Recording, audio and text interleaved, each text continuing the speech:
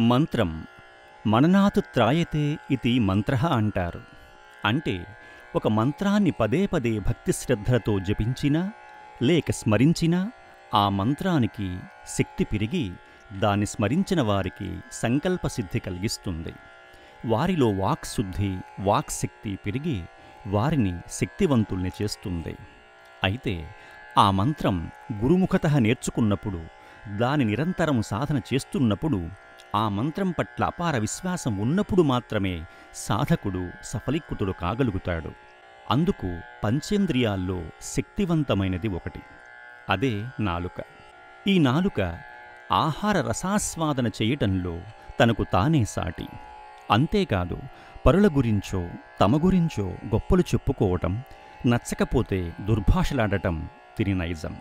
ఈ నాలుకను ఉపయోగించి భక్తిమయ జగత్తులో భగవత్ అనుగ్రహాన్ని పొందిన గొప్పవారు ఎందరో మరెందరో.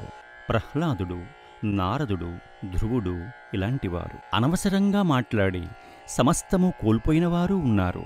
శిశుపాలుడు, దంతవక్త్రుడు, దుర్యోధనుడు, హిరణ్యాక్ష హిరణ్యకశిపులు, రావణ కుంభకర్ణాదులు వీరందరూ.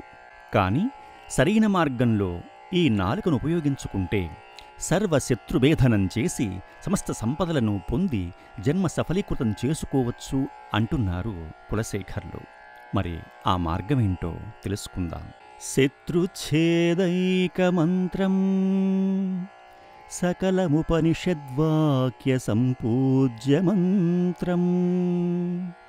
సంసారోత్తారమంత్రం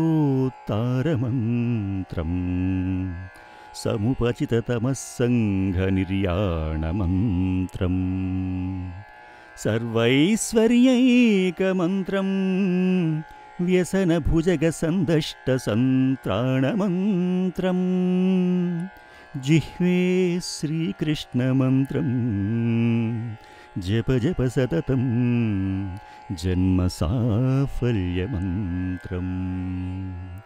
ఓ నాలుక, శత్రువులను నాశనం చేయునది, సమస్త ఉపనిషత్తులచే గౌరవించబడేది, సంసారాన్ని దాటించునది, అజ్ఞానమనే చీకటిని నాశనం చేయునది, సమస్త ఐశ్వర్యములను అనుగ్రహించేది, వ్యసనములనే సర్పములచే బాధింపబడేటువంటి వారిని కాపాడునది, ఈ జన్మను సఫలీకృతం చేయునది అయిన శ్రీకృష్ణ మంత్రాన్ని నిరంతరము జపిస్తూనే ఉండు.